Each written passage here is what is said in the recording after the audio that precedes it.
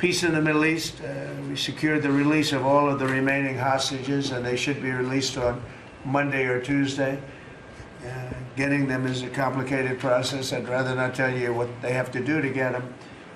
There are places you don't want to be, but we are getting the hostages back on Tuesday, Monday or Tuesday, and that'll be a day of joy. I'm going to try and make a trip over. We're going to try and get over there, and we're working on the timing, the exact timing. We're going to go to Egypt, where we'll have a signing, an additional signing. We've already had a signing representing me, but we're going to have an official signing. And the amazing thing is all of the countries over there, from Qatar to Saudi Arabia to UAE to all of them, I mean, the rich ones, the less than rich ones, they've all come together, something which is amazing, actually. They've all come together for this, and they're really probably the best relationships they've ever had. So it's been really something incredible that nobody thought it was possible to get it done. And very importantly, the hostages are coming back. As you know, they consider them hostages. They talk about them as hostages, but there are approximately 28 dead people, mostly young, mostly men, but and boys. I mean, boys. The one woman talked about her baby. Her baby's 25 years old, but you know, to her it's her baby, and we're bringing them home. We're getting everything, and to those parents, the dead young man is just as important, as though this person were alive.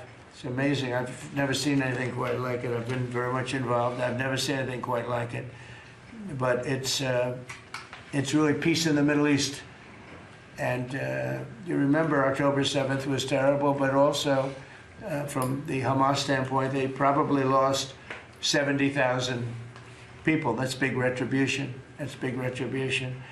But at some point, that whole thing has to stop, and we're going to see to it. Gaza is going to be slowly redone. You have tremendous wealth in that part of the world by certain countries, and just a small part of that, what they make will do wonders for Gaza. And I think you're going to see some tremendous countries stepping up and putting up a lot of money and taking care of things. But there's tremendous spirit like I haven't seen. And even the news, I won't call it fake news for this purpose, because they really were very fair today, I must tell you, in all cases. But they covered it very well. They covered it very fairly. Everybody loves it, everybody. People that were never giving us a fair shake, frankly, they can't even believe it. They're so, they're amazed by it. A lot of people are. But it was, just everything came together. I think the attack was very important on Iran, because let's say that didn't happen, they'd probably by now have a nuclear weapon, numerous nuclear weapons, and therefore, even if we signed a deal, there'd be a big dark cloud over it, and it wouldn't be the same thing. So Iran's different, but Iran wants to work on peace now. They've informed us, and they've acknowledged that they're totally in favor of this deal. They think it's a great thing. So we appreciate that, and we'll work with Iran. As you know, we have major sanctions on Iran and lots of other things. We would like to see them be able to rebuild their country too, but they can't have a nuclear weapon. So I want to express my tremendous gratitude to the leaders of Qatar, Egypt, and Turkey for helping us reach this incredible day and for being there. They were there with us all the way. And of course, as you know, Saudi Arabia and Jordan and so many. I will tell you, President Erdogan was personally involved in dealing with Hamas and some of the others. He's been great. They've all been really amazing. Indonesia's been amazing. Indonesia's been fantastic. The whole world has come together for this. People that didn't get along, people that didn't like each other, neighboring countries that frankly didn't like each other, but now it's just this moment in time. So we look forward to welcoming the hostages, like you can't believe, home to their families, and that'll take place early next week. We hope Monday or Tuesday.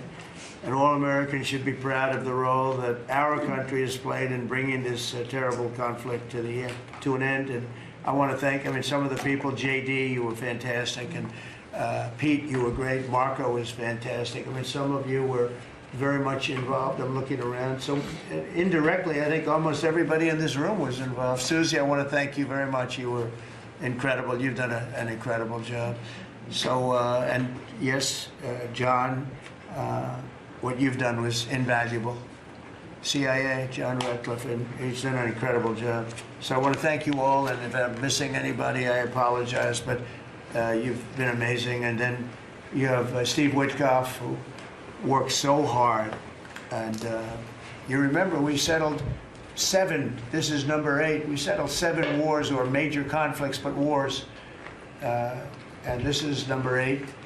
And the one that I thought would be maybe the quickest of all would be Russia-Ukraine, and I think that's going to happen too.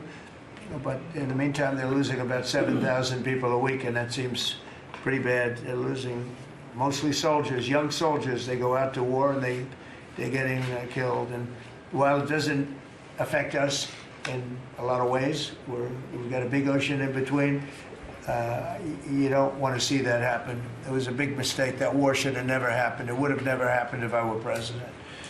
So we're here this morning for a cabinet meeting as my administration continues to deliver for the American people, despite the radical left lunatics that shut down our government. You have Democrats that they've lost their way. They have no leadership. We don't even know who to deal with over there. At least they know who to deal with. We have no idea who we're dealing with over there.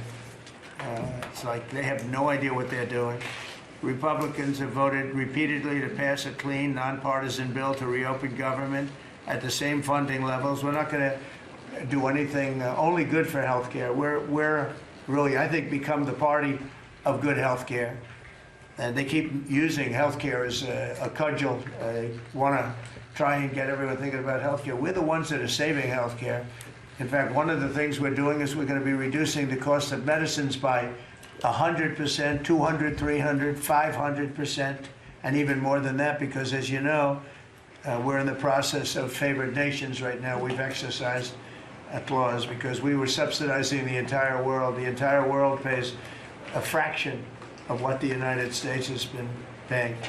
And we've already, numerous Pfizer and other companies have already signed, and other countries are a bigger problem because they've been getting a subsidized rate. We've been paying for years. This has gone on for 30 years. We've been reducing the rate of drugs for other countries because we've been paying much more than we're supposed to. And they used all sorts of ideas like research and development. I said, what about Germany? What about these other countries? Aren't they paying? No, we have to pay research and development. It was all nonsense, and I couldn't listen to it anymore. So it's a very radical, big, tough shift, very tough. We got a lot of things going on there. But, you know, and you probably heard me say this in my first term, I think it was my 3rd year, we reduced drugs from the beginning of the year to the end of the year. And I was so proud of it. I actually had a news conference to announce it, and it was 1/8 of 1%. Think of that, which is barely a reduction. But it's the first time in 28 years that there was a reduction in drug prices for the year. So from the beginning to the end, it was 1/8 of 1%. And I was so proud of myself. I did something that nobody else could do. But when I started to think about it, I said, it doesn't make sense. And then I'm starting to look at numbers where a pill or a treatment or some pharmaceutical product is selling in Europe for 10% of what we pay for in New York City or in any one of our places, and cities, states. And then I see people leaving for other countries to go buy their pharmaceuticals, where they make journeys to various other countries, including Europe, where they got the best bargains of all. And I put an end to it. It's over. And now we're, you know, in major, I guess, disputes, but we're winning the disputes by a lot. With the countries, a couple of countries said, we won't do this. I said, well, it's unfair that we're paying 10%, and, you know, you're paying just a fraction of what we're paying for the same product made in the same plant. And they said, well, we're not going to do it. I said, that's okay. You don't have to do it. But I'm going to put a tariff of 9% or 7% or whatever the amount of money is. And I'm going to put a tariff on your country for the amount of money that you're taking advantage of us for. No, no, no, you can't. I said, yeah, I can do that. I'm going to do that. And they would immediately agree. And it'd make the tariff substantially more than the number we're talking about. And they would immediately agree. So we have the consent, I think, Bobby, of every country, essentially. They know that if they don't do it, we're going to put a tariff on for double the price, and then they're going to do it. So we never had that before. You never had anybody in here that knew what the hell they were doing, I'll be honest. It really it makes me angry. Because for years and years, and this started many years ago, and basically we subsidize the world. So this is going to have a huge positive impact on Medicare, Medicaid, even Social Security. But anything where there's pharmaceuticals, drugs involved, it's going to have a tremendous impact. So we're going to get drug reductions of 100%. I told you 1/8 of 1% that I was proud of myself. Now you're going to get 100%, 150%, 200, 300, 400, 500%. You're going to get the biggest drug reductions that you've ever seen. And they're already, I guess they're starting to kick in, but we've made deals with numerous companies and we're going for the full bore. We want whatever the price is. So that would mean that the world price, because the world is bigger than the United States, a lot more people, but the world price will go up a little bit and our price will come down a lot. So if a pill sells for $10 in London and $100 here, the pill will go to $20 in London and $20 for us. It's pretty simple. And that is a number that nobody can even fathom. It's a little like tariffs. Nobody knew how big they were. Nobody knew until they started seeing the trillions of dollars that have come in. I don't know why they didn't understand it. It's something they should have understood. We were taken advantage of for years with tariffs, and now, I don't want to say we're taking advantage, but we've become a very strong country because of the money that's coming in. Republicans have voted repeatedly to pass a clean, nonpartisan bill to reopen our government, and remember, at the same funding levels both parties have supported in the past. So the radical Democrats have chosen to put the economy of our country. We have the best economy we've ever had. We had the best economy in my first term, but we have an economy that's blowing it away, and we have the Democrats that are trying to obstruct. They don't want to have a good economy. I don't think they want to have a good country. That's why they try and stop our law enforcement from doing what we did in Washington, D.C. Washington, D.C., we have a great, safe, beautiful capital right now. Beautiful. It's so safe. You can walk down the street. Numerous people standing before me were mugged.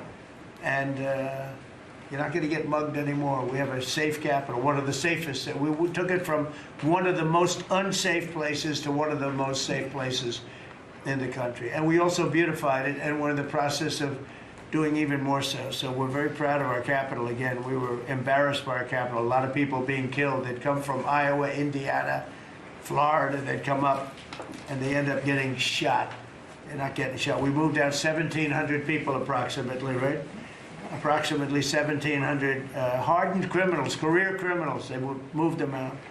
So Chuck Schumer and Hakeem Jeffries and the congressional Democrats are holding the entire federal government hostage. I will tell you, a lot of Democrats want to get this thing open too. They do. They're calling us, and they just want to get it open. And all we're doing is saying, just play the same thing until we get it straight. And they don't know how to go about it. I mean, and the problem is we really don't know who the hell is leading the Democrats. You have this AOC. I don't know her at all, but I watched her the other day. She said, well, if they want, they could come to my office.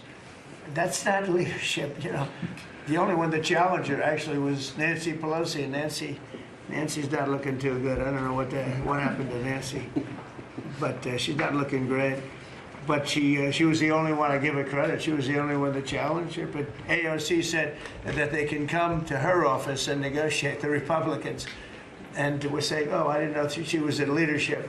But she's taking Hakeem Jeffries' place, and Schumer's afraid that she's going to run against him. And right now, I don't know, he can change. Life is crazy, right? But right now, he can't beat. I don't think he can beat anybody. So he'll lose in a primary. I would say he'll retire before he loses in a primary. So I think Schumer's going to retire because he can't beat anybody. His polls are so bad. Meanwhile, the Democrat shutdown is causing pain and suffering for hardworking Americans, including our military, our air traffic controllers, and impoverished mothers, people with young children, people that have to live not the greatest of lives. But we're doing so many tax cuts. We've cut their taxes. The great big beautiful bill, we've cut their taxes at levels that nobody's ever seen. I mean, no tax on tips, no tax on Social Security, no tax on overtime. It's been a great thing for a lot of people. They're doing great. Despite all of the damage that it's caused, the shutdown has been, pretty damaging. I mean, it's not yet because it's early, but it gets a little bit worse as it goes along. And we'll be making cuts that will be permanent. And we're only going to cut Democrat programs. I hate to tell you. I guess that makes sense. But we're only cutting Democrat programs. But we're going to start that. And we have Russell, we can talk to you about it if he wants to, but we'll be cutting some very popular Democrat programs that aren't popular with Republicans, frankly, because that's the way it works. They wanted to do this. So we'll give them a little taste of their own medicine. But Chuck Schumer proclaimed this morning that every day gets better for them. No, every day it's actually getting worse for them. And they're having a rebellion in the Democrat Party because they want to stop. And if you saw all of Schumer's, I watched last night like 10 different times over the years, he said, you can't shut down government, you can't shut down. And now he's the one that shut it down. So this is a confession that he's acting not to serve the people, but to serve the partisan interests of his party. And I don't think he's serving them well because they're way down. Look, they just lost an election in a landslide. It was interesting. I watched Kamala. It was a sad figure. I watched her the other day saying the election was very close.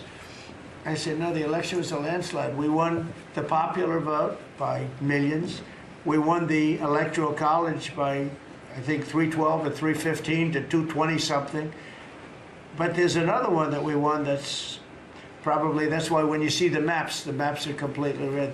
It's counties. The counties, we won at 2,505 to 525. So 2,500 to 525. That's called one of the greatest, biggest landslides in history. And that's one that people are using now as a primary. But literally, when you see it colored in, the entire country is red representing Republicans. So, they go around, they just lie. They just lie. And everything's a big lie with them. Well, the other side, and the other thing I don't understand is, Christie, I looked at crime numbers in Chicago. They're through the roof. And I have a governor who stands up every day and tells us how wonderful Chicago is. It's just a lie. It's like a con job. It's like Gavin Newsom. He says how well he's doing in California, and they're doing terribly. Population's getting smaller. People are leaving. And other people are coming in. And, I wouldn't say it's an even trade. While the other side is focused on playing games, the Trump administration is focused on creating jobs, bringing down prices. And we've really brought them down a lot. That's the other thing. We're bringing down prices a lot. We're bringing down grocery prices, but the big thing is energy. When you bring down energy, everything comes down.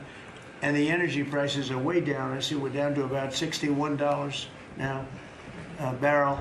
And what gasoline's going to be, I think gasoline's going to be below $2 at some point in the pretty near future. It's very low, much lower than it was under Sleepy Joe. And we're restoring law and order in our country. We're restoring it here, but we're restoring it right now. We're in Memphis. We're going to Chicago. We're going to other cities. Many governors are asking us to, including Democrats are trying to ask. I don't know what the big problem is. If I were a Democrat governor, I'd be saying, whatever you can do to get crime down, I'll take anybody. You can bring them in I don't care who it is. A lot of people said that. They interviewed women, these beautiful women in Chicago, black women with a MAGA hat, a red hat. They said, we don't care who he brings in here, but this place is really dangerous. We just want crime to stop. It's true. They don't care. You know, they don't differentiate between the National Guard and the Marines. They don't care. They'll take anybody. And that's the way it is. I mean, they want to see, they want what we did in D.C., they want to happen to them. And it's happening in Memphis already. It's still, I see in less than a week, the numbers are really good. And it'll be great, and we'll fix that. We'll go to various other places, and we're going to be stopping crime in our cities, and that's a great thing. And we won't get credit for it, but it's a great thing. We've launched a historic campaign to take back our nation from the gangs and the street criminals, violent repeat offenders, illegal alien lawbreakers, domestic extremists, and savage, bloodthirsty cartels. And very little, by the way, is coming in by water. In case you haven't known, the drugs aren't coming in by water. In fact, we can't even find any boats in the water anymore. We had boats, we were like a subway train loaded up with drugs. Every boat, every single boat that you see getting taken out kills 25,000 Americans. Think of that. Because it's, you know, it's pretty tough stuff. But it kills 25,000 Americans. So when you hear that, it's no longer tough. But here in Washington, we've deployed federal law enforcement and National Guard to restore public safety, and we're working to replicate that in numerous places all over the country. And we have a very powerful military. We have a very powerful National Guard. I want to thank the governor of Texas, who has been, as usual, great. Governor Abbott, he gave us 400 troops without even a question. And we have other governors likewise doing what has to be done, because they know we have to confront crime. We're directly confronting the sinister threat of left-wing domestic terrorism and violence, including the terrorist group Antifa. You saw that yesterday. We had a news conference. Antifa's out of control in Portland and other places, but mostly Portland in the case of Antifa. And we had people that were really badly affected by them. It was terrible. So one of those things, but we're knocking the hell out of them. And we're looking for the people that are funding them, and those people are going to be just as guilty as the people that smack people over the head with a baseball bat. And I'd like now to ask Attorney General Bondi and Secretary Noem to discuss this a little bit and tell where we are. And then we'll go around the room. We'll go quickly. We're going to go quickly if we can, because we have a lot of things to do, including I won't be spending that much time here because I'll be leaving fairly soon for the Middle East. And I'm very honored to be involved with that, I'll tell you. It's a great thing for our country. People are so happy about it. I've never experienced anything quite like it. I've never seen such universal praise for being able to do something. No, it's something that nobody thought was possible, and we're going to end up having peace in the Middle East. Who would have thought? So, Pam, could you start, and then Christy, please. Sure, President Trump, and despite the Democrat shutdown of our government, our law enforcement officers are out there working without paychecks, round the clock, to keep and make America safe. Secretary Hegseth and I were recently in Memphis. We had 1,100 law enforcement officers in one room with us. The Memphis PD, they were the happiest to see us, don't you think, Secretary Hegseth, of anyone. We had ATF, DEA, FBI, U.S. Marshals. I'm not sure if our park police were there. We had Treasury, Secretary Bessent, and of course we had Secretary Noem's Homeland Security, all working together with the Guard. They were so happy to have us there. We've been making arrests left and right. So far, we made 562 arrests and seized 144 illegal guns, just in the short time we've been in Memphis. And many of these people are career criminals. And when you take them out of a place, your crime rate just goes down. These people commit crimes every single day. They're sick. And we're taking them out. In some cases, we're bringing them back to their countries where Biden allowed, with the stupid open borders that we had in our country, to come in. But they're being brought back to other places, or they're being put in jail, but they're career criminals. President Trump, last night alone, we made 91 arrests, 19 firearms off the streets, and one was a warrant for a homicide, and 4 sex offenders who had active warrants. One was a sex offender on a child. Everything we did in Memphis was worth it, in my opinion, for that one arrest. Think about that. We got a child rapist off the streets. But yet we've made 562 arrests and still going strong in Memphis. Just what we did in DC. But it's because it's all of us as a team working for you to make America safe all together, round the clock. Thank you very much. Thank you, Pam. Thank You're doing you, a great President job. Trump. And it's amazing that we're not getting cooperation from Democrats. It's like, it's a new issue. You know, we have all the old issues of the wall and the border and all of the things, men playing in women's sports who they still want that, transgender for everybody. All these issues are so crazy, but we have a new one. It's called crime. We stop crime and they allow crime. They want crime. It doesn't make sense. I think it's as ridiculous as the other things that we talk about all the time. But I've added it onto our list, a 5-letter word called crime. We stop it, and they actually incite it. It's crazy.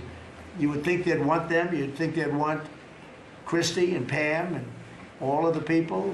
If we needed the military, Pete will be there. We've got a massive military. We have the best numbers we've ever had for recruitment. We have a lot of people now. We have people that can't get into them. In a great economy, they want to be soldiers again. A year ago, they didn't want to even think about it. Same thing as with police and firemen, everything. They want to join. They're proud of our country again. Christy, go ahead, please. Well, sir, thank you for your leadership and for deploying all of government to help us keep our country safe. You have talked extensively about how threatened our ICE officers are, but all of our law enforcement out there. And we saw the shooting in Dallas at that facility, so we're hardening all of our buildings and making sure that we have more security measures, snipers on the roof, people to protect our law enforcement while they're out there on the streets. But what I'm also doing, sir, is, and with your authority, is we're purchasing more buildings in Chicago to operate out of. We're gonna not back off. In fact, we're doubling down, and we're gonna be in more parts of Chicago in response to the people there. And then I was there a few days ago and looked at some facilities that we can deploy more law enforcement out of. Because what they're trying to do with these riots and violence is distract us and keep us from going after those murderers and rapists that are out in the streets.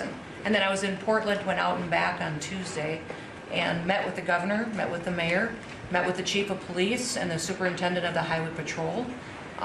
They are all lying and disingenuous and dishonest people, because as soon as you leave the room, then they make the exact opposite response. So we're looking at new facilities to purchase.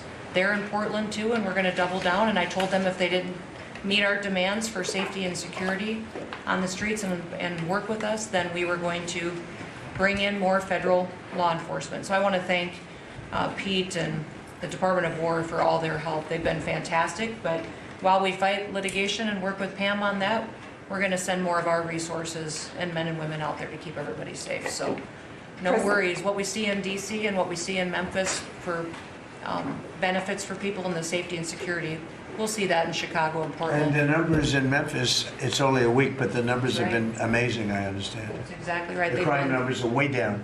Fantastic, and it shows what a partnership can be between local law enforcement and the federal government. And if we have to do it the hard way in Portland and Chicago, we will. But the people demand And the President safety. Trump, my lawyers are in court right now as we speak for you, arguing in Chicago and Portland to keep them safe, to bring in the Guard. The government doesn't want it there, but we do. We're going to keep their citizens safe, thanks to The you. people want it.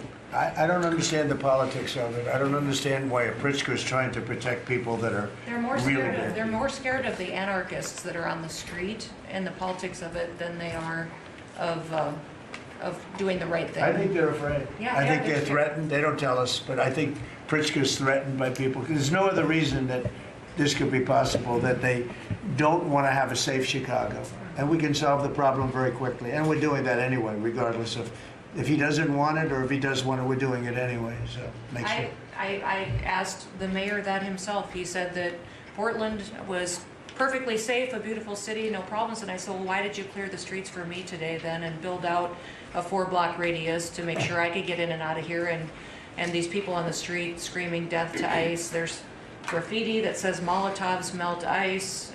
We have the guillotines. We're going to use them. Portland's almost different. It's like anarchists. It is. It really You know, is. it's really different than a lot It's of the awful. others. This is a sick situation, but those are anarchists. Those are people that want to overthrow government. They're really degenerates.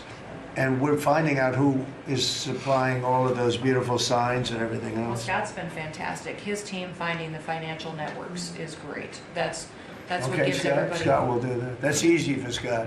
We got a great team, sir. That's good. How about we go to Marco? You can talk a little bit about what's going on, and Well, go ahead. yeah, Mr. President, I don't know if one day perhaps the entire story will be told about the events of yesterday, but suffice it to say, it's not an exaggeration that none of it would have been possible without the President of the United States being involved.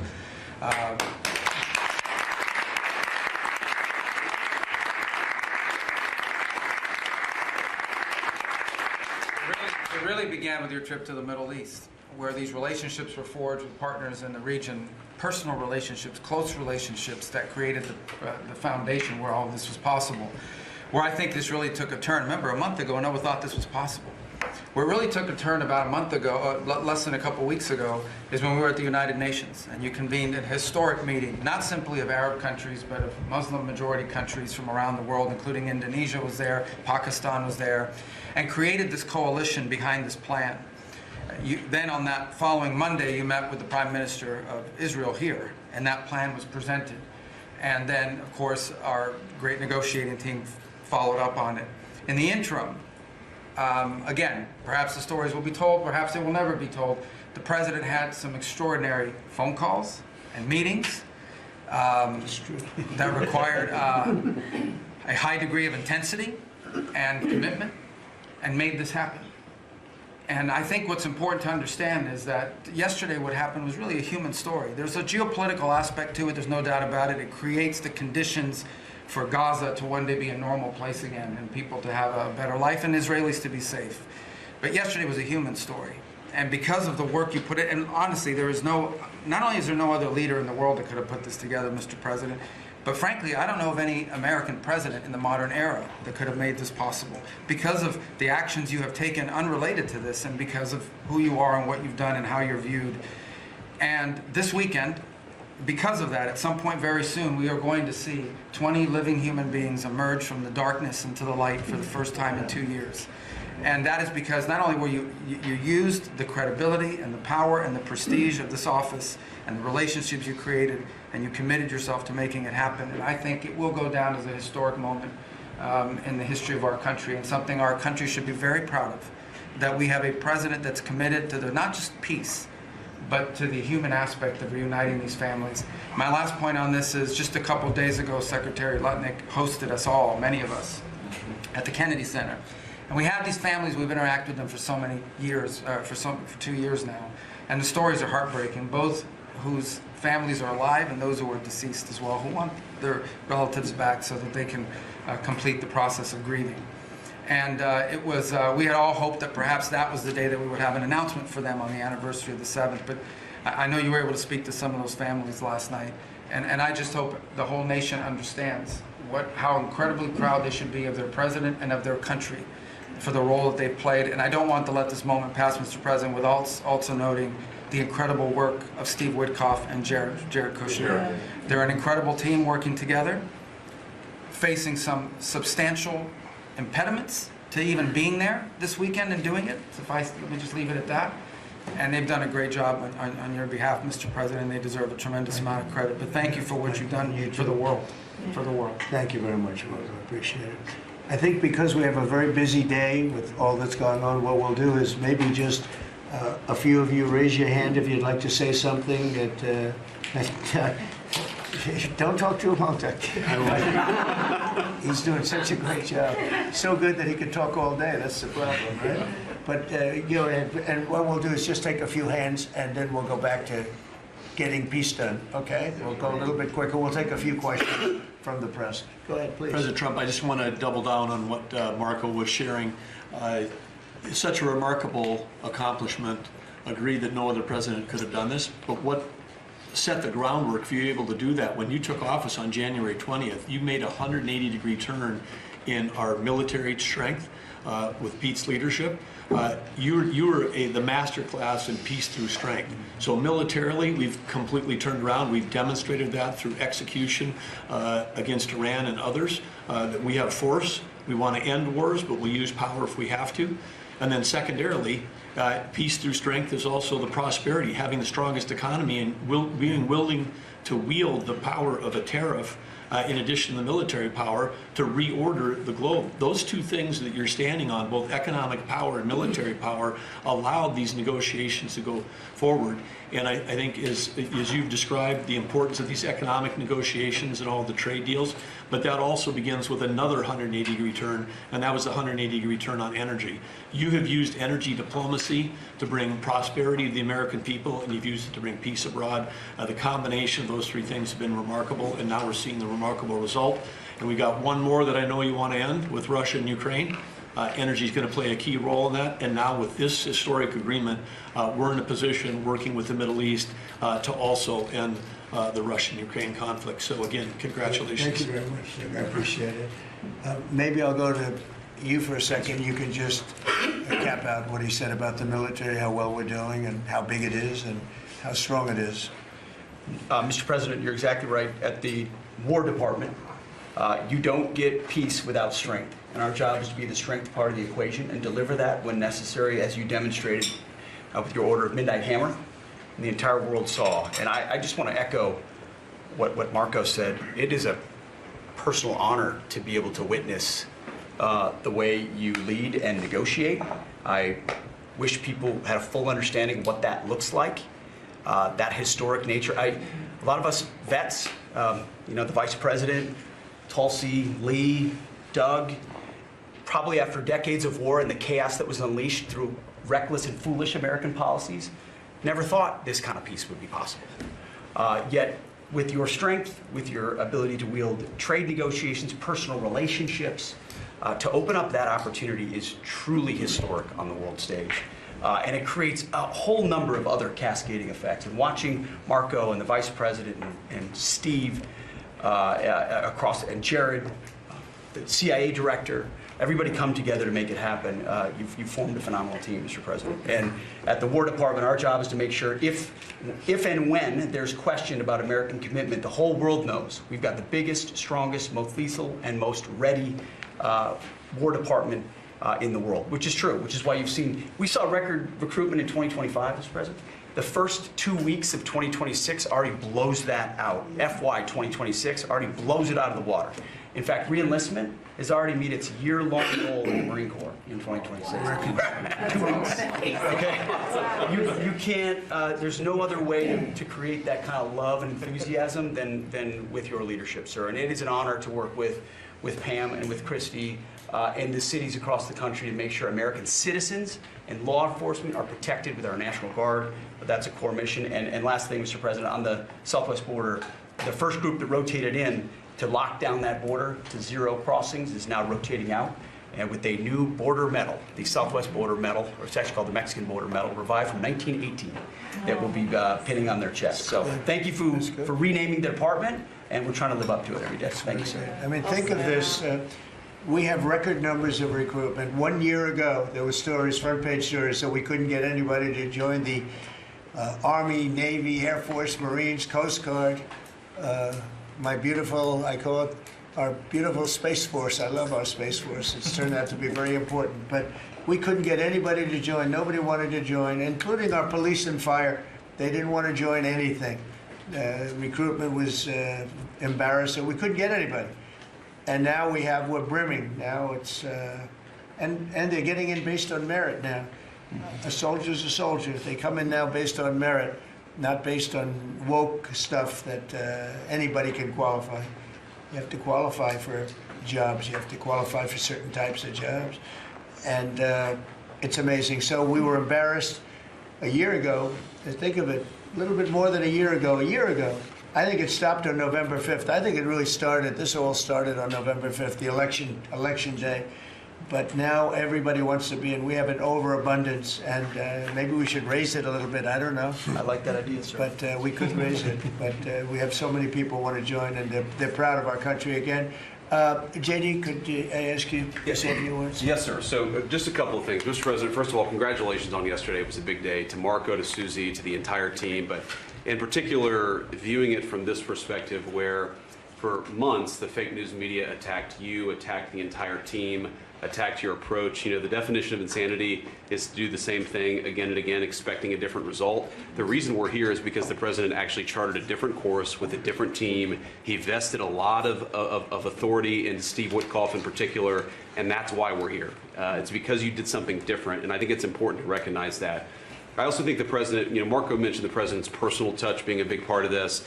The one thing I would say is obviously the president of the United States, a New York real estate billionaire, one of the most famous New Yorkers in the world, has a lot of interaction with a lot of people who are very pro-Israel. I think that was an important set of experiences and life experiences that he brought to the table. He also, of course, knew one of the most famous Palestinians in the world, Chuck Schumer, and I think without that background of knowledge, it would have been impossible to get us to this. Second thing I would say, just on Chuck Schumer, the president mentioned this, that Chuck Schumer said this has been very good for us this morning about the shutdown. One of the things that we talked about before all the media came in, and that all of us are going to work on for the rest of the day, we've been working on for days, is how to make the shutdown as painless as possible on the American people. So while Chuck Schumer brags about this being good, and I think the president is right, it's not good for him politically as much as he might think that it is, it's causing real consequences for the American people. There's a low-income food program, the WIC program, that my mom actually used when I was a baby. That program is about to be underfunded, and it's about to get cut off because Chuck Schumer won't open the government. We have troops. The Secretary of War mentioned how well we're doing on recruitment. We're trying to figure out how to pay our troops because Chuck Schumer is shutting down the U.S. government. There are veterans benefits that are going to suffer. There are Americans that are going to suffer because Chuck Schumer refuses to do his job.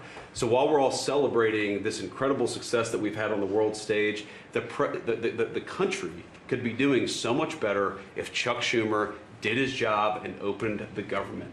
Every single Republican, except for Rand Paul, has voted to open the government. A few moderate Democrats, to their credit, have voted with us to open the government. We just need 5 more Democrats to come to their senses and let the people's government serve the American people. I hope that they'll do that. Thank you. Thank you, sir. Chris, please. Yeah, to follow up on that point, Mr. President, the Democrat or Schumer shutdown did not begin 8 or 9 days ago. It began 8 or 9 months ago with your inauguration. For the first time in American history, every Senate confirmed appointee who are our deputies to run our department, every one of them has been filibustered. One of the critical parts of my department is the National Nuclear Security Administration. It maintains, manufactures our nuclear weapons and our engines for nuclear submarines and nuclear aircraft carriers. We are a key supplier to Secretary of War Pete Hegseth. They filibustered, the Democrats filibustered the leader, the administrator of the National Nuclear Security Administration, would not let him come into my department until the Republicans 2 weeks ago changed the Senate rules so they could confirm him and we could have a leader. They filibustered the leadership, now they're filibustering the funding. In the next 6-7 days, we're going to run out of funding, and the retooling of our nuclear stockpile, the ultimate guarantor of our sovereignty, is going to be underfunded, and we're going to have to slow down and creep to a crawl these efforts. Just incredibly irresponsible for Schumer to worry about his own reelection and not the 340 million Americans that count on the efforts of our military and all of our departments. It's truly offensive, and we need to bring it to an end as soon as possible. Let's open the government back up. And you're doing a great job. Thank you very much. Bobby, did you want to say something? You got a lot of things happening. A lot of things. A lot of very positive things, actually. Mr. President, I'm glad you're getting bipartisan accolades on the Mideast peace agreement. You should also get bipartisan accolades on the MFN agreement. It is an historic agreement that's going to benefit every hardworking American. It's going to lower the price of drugs for every American. By the time this administration is over, we will have 95% of the drugs in this country will be the lowest price in the world. It immediately begins to affect Medicaid, Medicare, Social Security, the other government programs. I remember when I went through the confirmation process, and the principal preoccupation of the Democrats during that process was whether I would continue the IRA negotiations on drugs. The Democrats negotiated 10 drugs. I'm supposed to negotiate every year 15. The 10 that they negotiated, they claimed to get a 22% reduction, but it was a lie. It was 22% under the list price, which was actually higher than the price we were getting. So Medicaid, Medicare ended up paying more for those drugs than they were paying beforehand. They only got a benefit on one drug. One was Tide. 8 of them were lower. So they should be applauding what we're doing now. We're doing something that every administration, Democrat and Republican, has been saying that it was going to do for decades, and you got it done because you understood the power of the tariffs. That we had leverage over these companies. And you did it in a way which you asked us to do, to negotiate in a way that was not going to stifle innovation, that was going to make sure that those companies could bring their production home, and they are doing that. And it was a profound success. It will affect every American for 100 years. And you should be getting bipartisan accolades on that. I'll say one other thing about Tylenol, only because of this.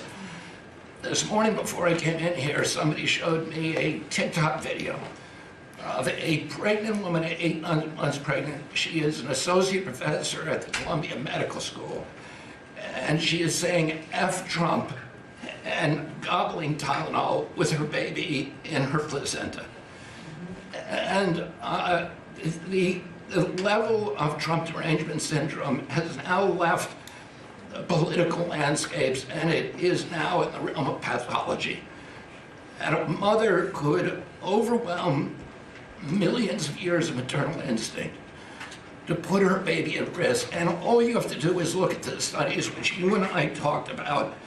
It's not dispositive that causes autism. It is so suggestive that anybody who takes this stuff during pregnancy, unless they have to, is irresponsible. There are 15 rodent studies. Every one of them shows if you give it to the mother, the babies, and particularly the male babies, have profound neurological and behavioral changes.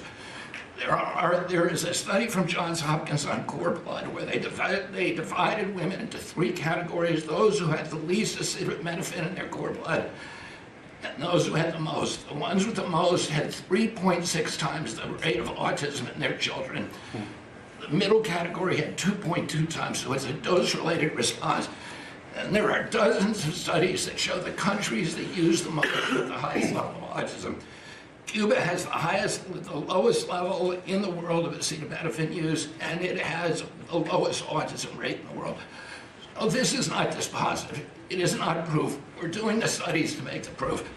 But in the meantime, the precautionary principle should apply, and any mother who is taking this stuff during pregnancy just to get back at Donald Trump is doing something that is pathological. And we're seeing that across the board. I got a lot of other stuff to talk about, but I know we got a short time here. But thank you, Mr. President. You're making our country healthier again. Thank you, Bobby. Could you just say, for the record, state what the autism was, let's say, 20 years ago and what it is today? In 1970, the largest epidemiological study in history was performed. 900,000 kids were looked at. They were looking for autism in Wisconsin children. They looked at every child in Wisconsin who was 8 years old.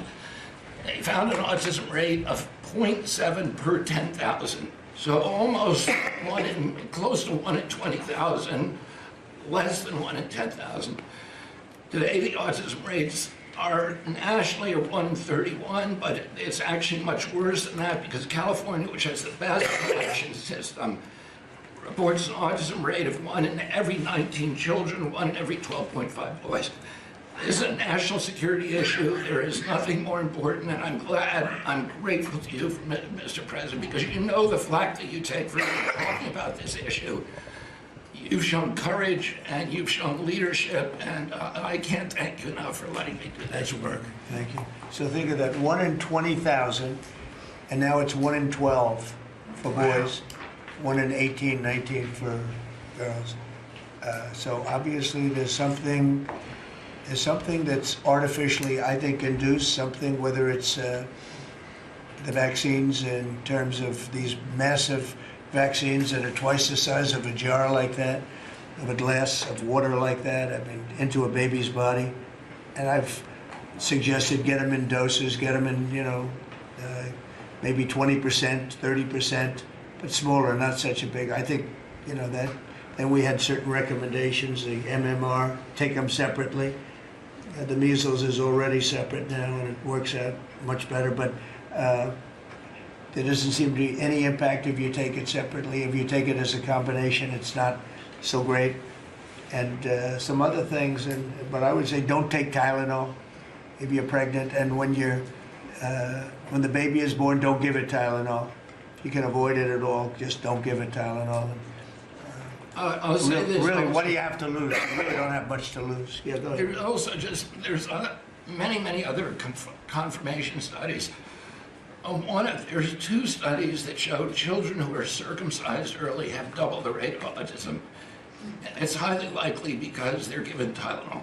So, none of this is positive, but all of it is stuff that we should be paying attention to. But, there's a tremendous amount of proof or evidence, I would say, as a non-doctor, but I've studied this a long time ago. I met Bobby in my office 20 years ago. We were talking about the same thing 20 years ago. And I was a real estate developer. It bothered me that it seemed to be getting worse, but it's so bad now when you hear these numbers. It's not even really sustainable. I don't know how people do it, but there is some very strong evidence on Tylenol. In fact, at one point, I guess the company gave a warning. They gave. They still don't recommend it during pregnancy. That's the weird thing. They're not recommending it, and that's the company itself. So just don't take it. Don't take it. If you're a woman, don't take it, and don't give it to the baby when the baby's born, and I think that's going to have an impact. But I'd also get the shots in smaller doses. There are a few things, we gave a few things that just seem to be, and I think you'd get that number way back up. Think of it. You have 1 in 20,000, and now it's not even believable when you think that 20,000 drops to 12 children. So that's induced by something that's given or taken, and it should be able to be stopped. And you're talking about the Pennsylvania Dutch, you were talking about the Amish, where they don't take any of this stuff, and they have virtually none, right? They have no autism.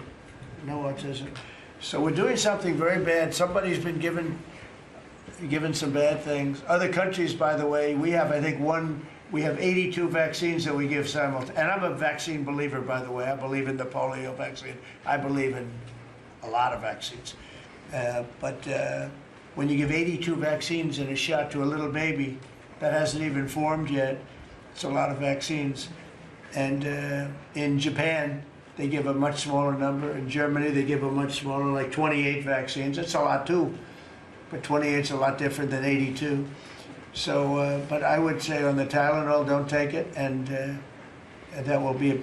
I think it's going to be a big factor. I think it'll be a very good result, and I hope we're going to be able to see that result in the not too distant future. Because certainly, people have heard us loud and clear. That's why I bring it up again. That's why I asked you to talk about it, because this is a horrible thing, and if you don't take it, I mean, you have to tough it through sometimes. There are other things you can do, but you have to tough it out. It's easy for me to say, but I think you're going to see numbers that will be it'll be so significantly improved, and maybe fully improved. I mean, there's something there, there's something going on, and we have to address it. And so I'm addressing it the best I can as a non-doctor, but I'm a man of common sense. Okay, any other questions? I'd like to comment on the Yeah, workforce. please. Mr. President, a lot of people are calling to give you the Nobel Peace Prize after this peace deal that you managed to achieve in the Middle East. First of all, your opinion on that, and I was wondering about your trip to the Middle East, if you can tell us if you're considering to speak at the Knesset, at the Israeli parliament. Well, they asked me to speak at the Knesset, and I've agreed to. If they would like me to, I will do it. It's the first time a president has ever done that, so that makes it very interesting, right? Yeah. But yeah, so I will do it if they want me to. They have asked me to do that. Thank you. Families of hostages are out in the streets in Israel dancing and crying tears They're of all joy. dancing in the streets right now. They're dancing in the streets. They're so happy. Everybody's happy. They're dancing in the streets of Arab countries, Muslim countries. I've never seen anything like it. Everybody is happy. It's been really amazing. Thank you. President Trump, on the international peacekeeping force that's going to deploy to Gaza soon, do you expect that Pakistan, Turkey, other countries to contribute forces? Has that become firmed up? And also on the shutdown, it seems like in the House there's a majority support for a temporary extension of the Obamacare subsidies, perhaps minus the funds for illegal immigrants. Is that how you see the deal to end the shutdown happening? Well, I see the deal just getting extended as we continue to talk, but we're willing to pay because we're paying. You know, it's very simple. We're paying. And the Democrats are the ones that caused this problem. And it's a big problem for them, and they have a lot of break in their ranks. But so I see that, you know, I think that'll get worked out. But we want to get back before we do this. We don't want to have a gun held to our head. We don't like that. And the public doesn't like it either. So we want to get back. And I think it's going to work out. I think it's going to work out very well. It's something that shouldn't have happened. This was supposed to take place before the election. You know, this was supposed to take place on September 28th before the election. We shouldn't even be talking about this right now. This is actually something that shouldn't have even happened. Yeah, please. Mr. President, looking ahead, what guarantees Hamas disarms and that Israel doesn't resume bombing once the hostages Well, are the first released? thing we're doing is getting our hostages back, okay? And that's what people wanted more than anything else. They wanted these hostages back that have lived in hell like nobody has ever even dreamt possible. And after that, we'll see. But they've agreed to things, and I think it's going to move along pretty well. But what is phase two? When does it I'm not begin? going to talk about that because you sort of know what phase two is, but there will be disarming, there will be pullbacks, there will be a lot of things that are happening. You know, I gave you a whole list of 22 different things that will take place. And I think it'll take place, and I think you're going to end up with peace in the Middle East. But we have to get our hostages back. And we weren't going to do it at the end. We're going to do it at the beginning. We said we want them at the beginning. We're not doing it. You know, we got the hostages back. We did, as a group with Steve and Jared and Marco and me and all of us. We got the hostages back. We got many of them back. Many, unfortunately, were dead. But we got many back that are now living with their families, with their parents in many cases, and with their husbands, families, wives. Many of them, they celebrate all over. They're the ones that are celebrating the loudest. They're all over. There are a lot of them that we got out. But the last 20, and I always said the last ones are going to be the most difficult. But it's been a very big deal getting the hostages out. But the rest is going to take place too. And can you promise Palestinians they will be able to stay? Well, they know exactly what we're doing. We're going to create something where people can live. You can't live right now in Gaza. The place is it's a horrible situation. Nobody's ever seen anything like it. So yeah, we're going to create better conditions for people. Yeah, please. Mr. President, excuse me, what kind of security guarantees is the United States going to make for Gaza? Well, we're going to work with very wealthy countries that love people, frankly. I know them very well. They love people, but they love Arab people, and they love Muslims, and they love, I think right now they love everybody, and they're immensely wealthy, and they're going to be involved in putting up money, and for them it's a small amount of money. For somebody else it's a large amount of money, but you know, these are the wealthiest countries in the world, and they'll be very much involved in making it as good as possible. And what's your take now on a two-state solution, sir? Just to follow up on that. What is your view now on a two-state solution for the... I don't have a view. I'm going to go with what they agree to. Mr. President, given that there are some tough provisions for Israel in this agreement, are you at all concerned that Bibi Netanyahu may not continue in his post? He may be deposed. That Bibi may go a little bit out of whack? That he may no longer be prime minister when this is over? Look, that's politics. It could be. I don't know. I think he's very popular right now. He's much more popular today than he was 5 days ago. I can tell you. Right now, maybe people shouldn't run against him. 5 days ago, it might not have been a bad idea. No, Bibi's become. This has been a very good thing. I don't think he did it for that reason. Okay, but I think just looking as an analyst would look at this, I think Bibi should be very popular right now. Yeah, please. What will happen if Hamas says that it cannot locate or was not able to find all of the deceased hostages' bodies within the time frame? Well, we'll frame? have to see. I think that's going to be It's largely been answered. We know where most of them are. Actually, the bodies are a bigger problem because some of the bodies are going to be a little bit hard to find. It's a terrible thing to discuss even, but you understand, we're all people, we're grown-ups, we understand life. Nobody can understand this stuff because this could have taken place, but we have the hostages for the most part, and so I don't think it's going to be overly big. The situation with the bodies, they say 28. Some are going to be a little bit hard to find, but we're going to do the best we can. Yeah, please. If they don't find them within the time frame. Please. Thank you, sir. Regarding Jared Kushner's role in the negotiations, can you explain a little bit about why he came on at the last minute? And then in regards to the WIC program that the Vice President mentioned, do you know when the funding that you promised through the tariff revenue will actually go through to communities? Because there's reports that WIC providers are actually starting to close down today. Well, okay, let me just answer the Jared. So Jared's a very smart guy. He did the Abraham Accords. Some people say the Abraham, which I love the way that sounds, but he did the Abraham Accords. It was a great thing for big countries joined. If I were president, if the election would have been a correct election, which it wasn't, you'd have every country in there. Maybe even Iran would have been in there, frankly. But you'd have every country in. Now, by the way, that's going to be filled up rather quickly. People want to join the Abraham Accords. And I put Jared there because he's a very smart person, and he knows the region, knows the people, knows a lot of the players. And the combination of him and Steve Witkoff and Marco and Cooper, who is, as I hear, has been fantastic, and others that were involved. JD was very much involved. I mean, we had a very smart group of people working.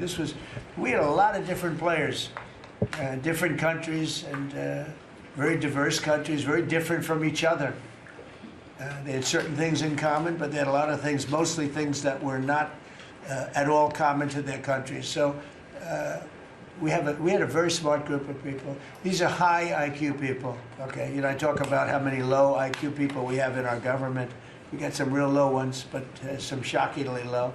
But these are very high IQ people, and that's what we want. I like high IQ people. Yeah. Mr. President, thank you. Can I ask you about the China? You're meeting with President Xi. The Chinese have now set to put in new export controls on rare earth minerals, and they've stopped buying soybeans from the U.S. What do you hope to get out of that meeting now with President Xi? Well, we'll see. I mean, I just heard this a little while ago before we came in, so I haven't been briefed on it. The export, I mean, look, we have the ultimate export. We have import, and we have export. We import from China massive amounts, and maybe we'll have to stop doing that. But I don't know exactly what it is. Neither do you. Neither does anybody. It's a little bit soon. I just heard about it. So Scott and Howard will figure that out, and I'm sure we'll be able to handle it. Can I ask you about the soybeans? What is the plan to help farmers? Is it direct checks? Is it tax? Have you sorted that out yet? Well, what happens with soybeans is we're going to see more and more, I think, opening up, and part of the reason that we'll be he's got things that he wants to discuss with me, and I have things that I want to discuss with him, and one of the things is soybeans. I had a great deal with China where they would buy $50 billion worth of our farm product and manufacturing and other things, but farm product. And it was going along well. Then when the election turned out to be a rigged election and we had the wrong guy get in there, he didn't do anything about it. I used to call up President Xi every 2 weeks, or I'd call up people in China, say, you got to keep going, you're not buying the amount that you agreed to. And this went on for, ever since we signed the agreement. It was a great agreement. So they used to do 15 billion, and I got it up to 50 billion, 50, and it was great. Then when Biden got in, they just never adhered to the agreement, and nobody in Biden's group, as you can imagine, did anything about it. So it just sat there for 4 years, and they didn't adhere to the agreement. And we, it's hard to go back after 4 years of nobody calling them, but I used to call them every 2 weeks. I'd say, you're a little low, or I appreciate it. Oftentimes I'd say, thank you very much, you are totally adhering to the agreement. But we had an agreement, they would buy $50 billion worth of our product, mostly farm product, And the farmer, remember I said to the farmers, buy larger tractors and more land, and that's exactly what happened. They did well. But we do suffer. I'd like you to discuss that maybe for a second, Brooke. Sure. Very quickly, by the way. Yes, sir. But would you just talk about how Biden let us down? Biden, every single thing, every problem the farmer has is because Biden didn't do anything for 4 years. Go ahead. No, I think that's right. This president has been unequivocal in his support of the farmers. First of all, in term one, we worked on it so hard and opened up markets, but especially this term. But here's what everyone has to understand. The farm economy is in a very uncertain time. But that isn't because of the current trade negotiations, although certainly the China part is part of that. But we inherited a slew of issues. First of all, as the president said, when we left Trump 1, we had an agriculture trade surplus. When we came back for Trump 2, it was a $50 billion ag deficit. That isn't everything, that's just agriculture. The second part is the cost of inputs for our farmers increased on average between 30 and 38%, but that includes fertilizer, it includes fuel, it includes interest rates, it includes labor. All of this came about under Joe Biden, a 47% increase in the cost of labor that now Secretary Chavez-DeRimmer and Noam and I are working on. Fuel is coming down, thank you. Interest rates, thankfully, are coming down. A 73% increase in interest rates for our farmers. They couldn't get loans to make sure that they could move forward. So that's all really, really important. And I think we have to realize what the president's commitment is this, that we're moving into an era of rural prosperity, of a golden age for our farmers in rural America. The trade renegotiations and the trade realignment that Jameson and Scott and Howard have led with the president's leadership is unlike anything that's happened in the history of our country. And those that will benefit the most are the original Americans, our farmers and our ranchers. The president has committed, if we need a bridge, he has talked about that to get us from the Biden years to the new Trump era. That's what we're working on every day. We've got to get the government reopened so that we can move forward on that. And once we do, we'll be able to move out a significant program to help our farmers. Long term, we have to change this hamster wheel of government. We've got to ensure that the farmers have the market to sell, and it's a national security issue and onshoring a lot of the food as well. Okay, So, sir, thank you. Thank you. Thank you, everybody. I think that's enough. Thank you, Brad. The country is doing very well. Thank you very much, everybody. Thank you, Crystal.